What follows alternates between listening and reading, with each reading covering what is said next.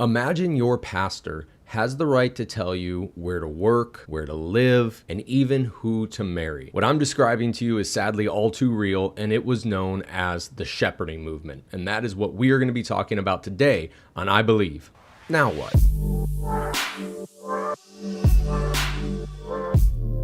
Hey everybody, welcome back to another episode of I Believe Now What. If this is your first time here, I want to say welcome. We are a show that just loves to give glory to God by talking about that now what that comes after we believe. If this is not your first time here, highly encourage you to like, share, and subscribe, as it greatly does motivate me and just helps that mission of spreading glory to God. And with that being said, today's episode comes from a subscriber question where they asked, could we talk about the shepherding movement? And that's exactly what we're going to do here today. As you heard from the introduction, the shepherding movement was a very, very controversial movement and a little bit of a break from a norm, as I typically don't like to give my opinion on these topics until the end. I'm just going to go ahead and straight up say right now, the shepherding movement was a very bad thing. And it was something that should never, ever again be repeated within Christianity at all. Because basically what the shepherding movement was a cult. So as we always love to do on this channel, let's first define our terms. So what exactly was the shepherding movement? The shepherding movement, also known as the Discipleship Movement, arose from the Charismatic movement specifically around the 1970s.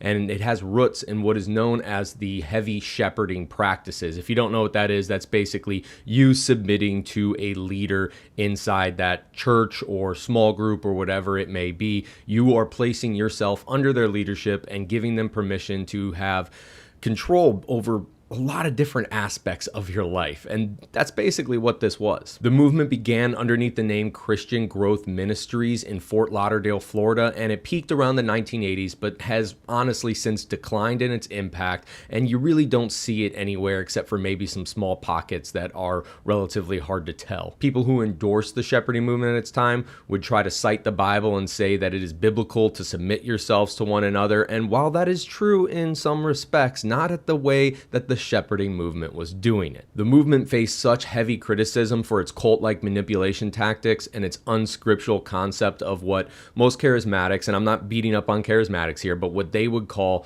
spiritual covering, which is basically you having a spiritual leader over you who does speak into your life and say things. Now, these can be taken multiple different ways, and it's kind of the same thing with charismatics. It's the same thing with Baptists. It's the same thing with everything. You have some that swing on one side, some that swing to another side, then you have some that are, kind of grounded in the middle. With charismatics, it's just a very, very mixed bag. You have some solid charismatic teachers that I personally love listening to, such as Mike Winger or Skip Heitzig, and I always mess up his last name, so hopefully I said that right. And then you have the crazies like the Bill Johnsons of the world. So I don't want anybody to think that just because the shepherding movement came out of the charismatic movement and it has a lot of craziness in it, don't think I'm just beating up on charismatics. So for the purpose of this video, we're going to look at the origins, the development, some key figures, controversies, and some of the impacts that we still see today in church. So let's go over the origins. And just like I said earlier, it started in Fort Lauderdale, Florida, from some group of people known as the Fort Lauderdale Five. And that was men by the name of Don Basham, Bob Mumford, Derek Prince, Charles Simpson, and Erm Baxter. Basically, you can kind of view this as a Bible study and eventually turned into what they would call the Holy Spirit Teaching Mission, which was established as an interdenominational entity in 1966. The movement gained traction by talking at different conferences and churches and things of that nature, and this is how the concept started going on. And by 1969, this group introduced a publication titled New Wine, and in 1972, it underwent a name change, which is now known, or then known, as Christian Growth Ministries. One of the big reasons why they wanted to create this type of group was because they had concerns over the lack of dedication, shallow community, prevailing worldliness in a whole bunch of American churches, and that was really starting to pop up around that time. So the shepherding movement sought to oppose that, and they proposed remedies that honestly went beyond biblical parameters, such as requiring membership into house groups where crucial life choices were basically dictated for you. You could not, like I said earlier, sadly, get a job or live where you want unless you brought that to your shepherd. And sadly, even in some cases, who you would marry. If you've ever studied a cult before, this has all the cult-like tendencies built into the framework. Now, while I don't think that was the intent of the creators, that's what it's morphed into. Basically, the framework was kind of built like this. You had the Fort Lauderdale Five, and I want you to kind of picture a pyramid, because basically what this was a pyramid scheme.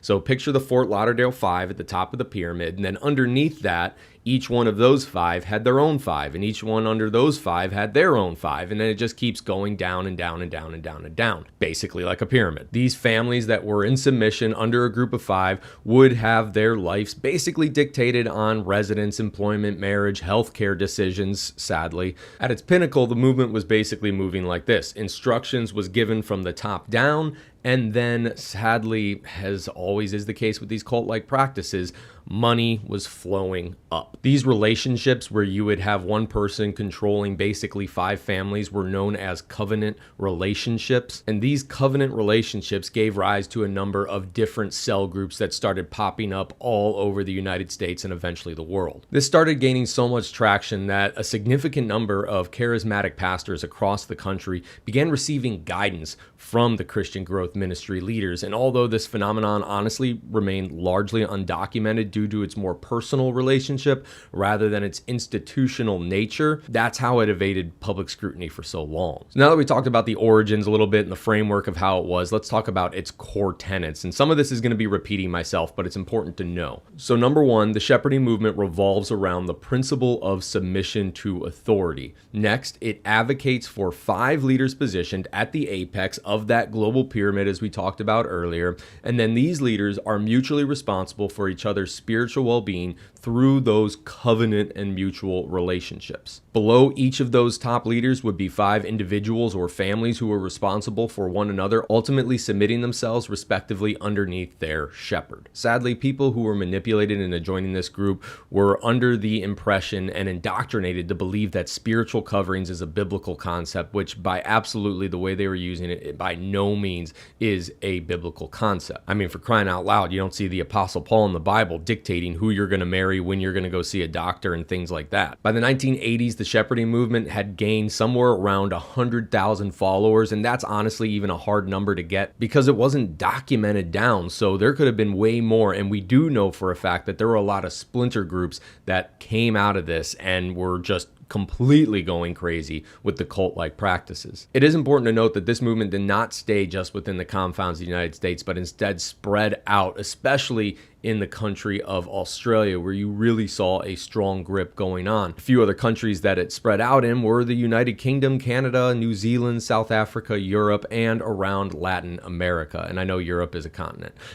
But I didn't want to name off all the countries. Now, I'm sure you've picked up on a lot of them already, but let's talk about the controversies and criticism. So a big one was a man named Pat Robinson. If you're not familiar with him, he went out and he saw what this Fort Lauderdale Five was doing, went to some of these groups, and when he came back, he strongly rebuked them, saying that this is a cult-like practice. This is not biblical. You need to stop.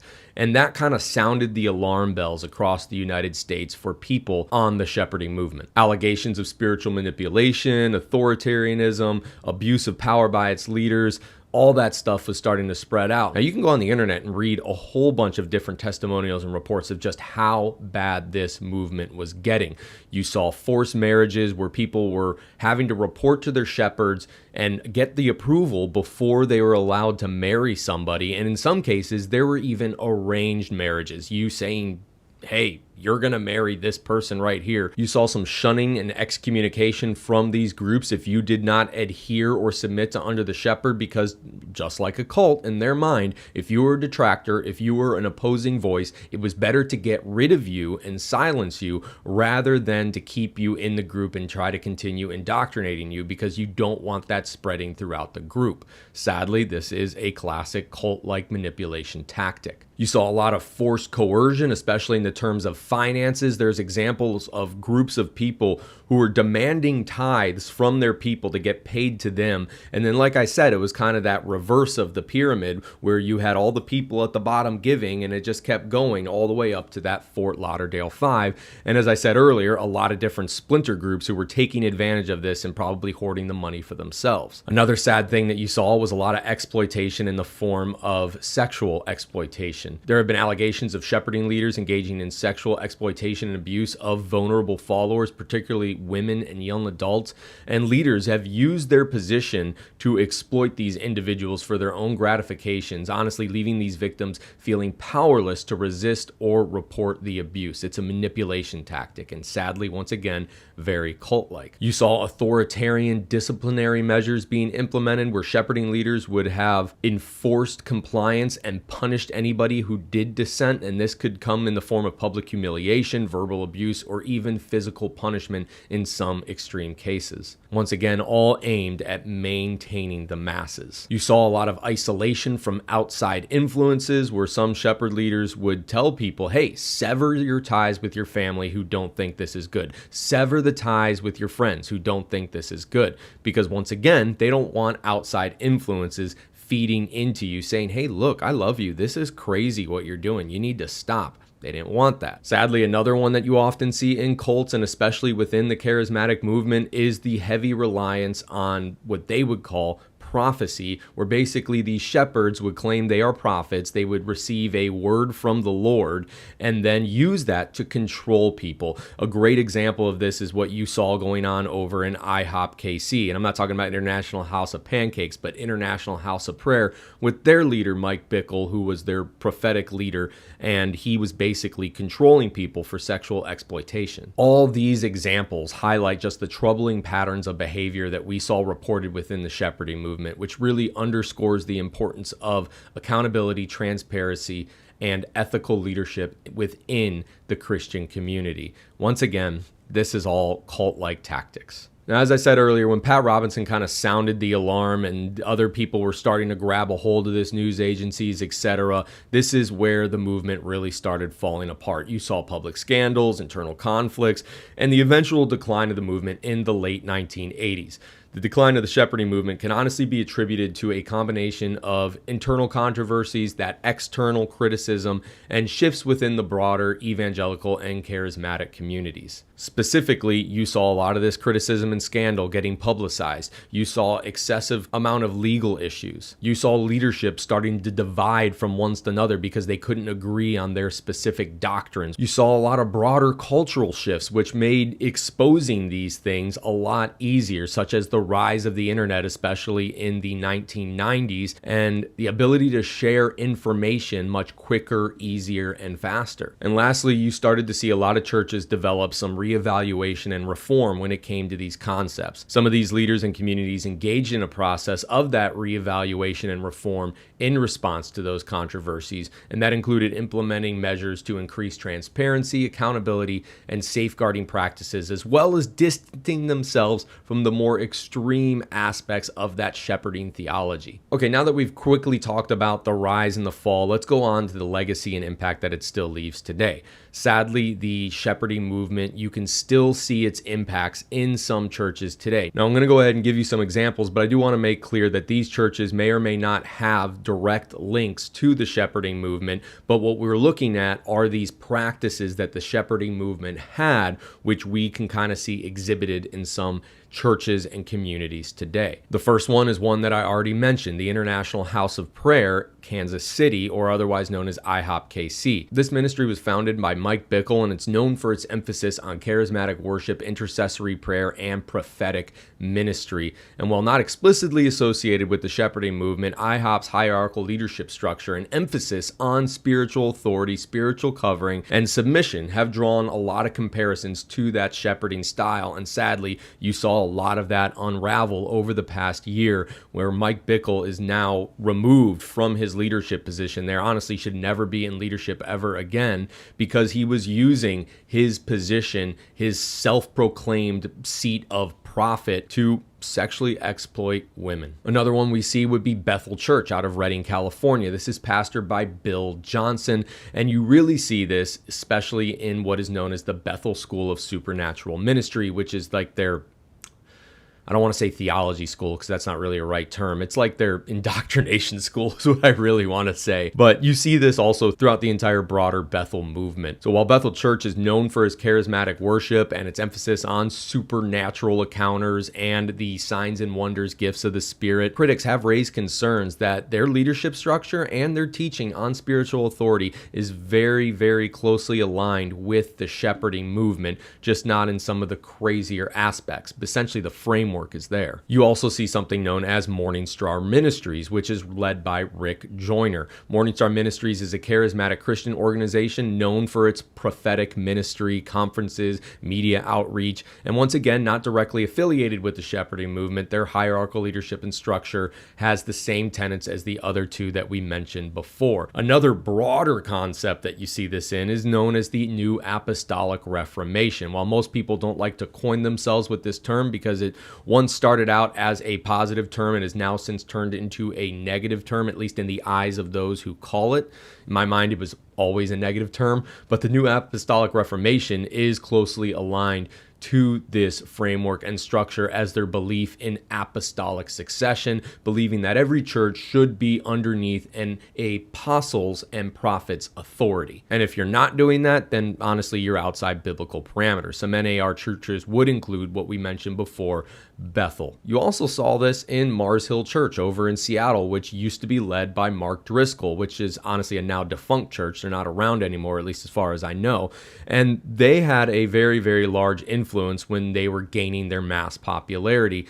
And they were known for dynamic preaching, contemporary worship, and aggressive church planting efforts. Once again, they weren't explicitly connected to the shepherding movement. You saw with Mark Driscoll's authoritative leadership structure that he had put in place drew some close parallels to the shepherding movement. Okay, so now that we've gone over the examples, let's go ahead and get to our conclusion. In conclusion, the shepherding movement stands as a cautionary tale within the evangelical and charismatic community to never let this happen again. Its legacy was marked by controversy, manipulation, and abuse of power, leaving a trail of broken and shattered faiths and lives along the way. The shepherding movement is not a reflection of who we are as Christians today, and that really gets at the broader message that people from the outside world see crazy cult-like movements such as the shepherding movement and then automatically associate it with Christianity when it couldn't be further from the truth.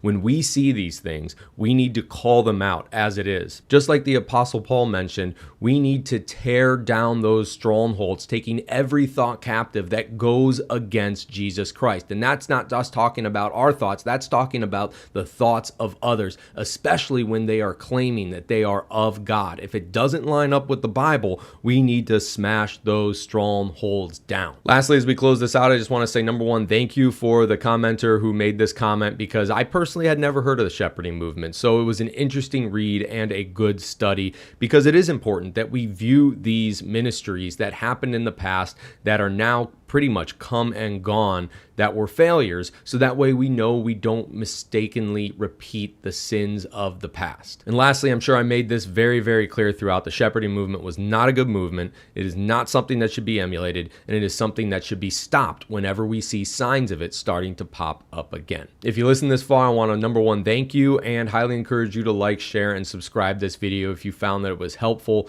Honestly, if you have something that you want to talk about, please, by all means, comment it, because when I get the time and I start studying it, I will make a video on it, because, you know, this is important. This is talking about the now what that comes after we believe, and new Christians will see these things. They'll see these different movements pop up, and they'll want to know, what do we think about it? So it's important that we get that out there. So if you have anything that you want to talk about, I highly encourage you to comment it, let me know, and we will go over it. Hopefully, not saying it'll be super expedient, because I got to put in my time, effort studying, and I got other things going on, but it will be written down. I got a list where it stays and it gets added to the queue. So with all that being said, y'all have a wonderful one. This is Tim, I Believe Now What, signing out.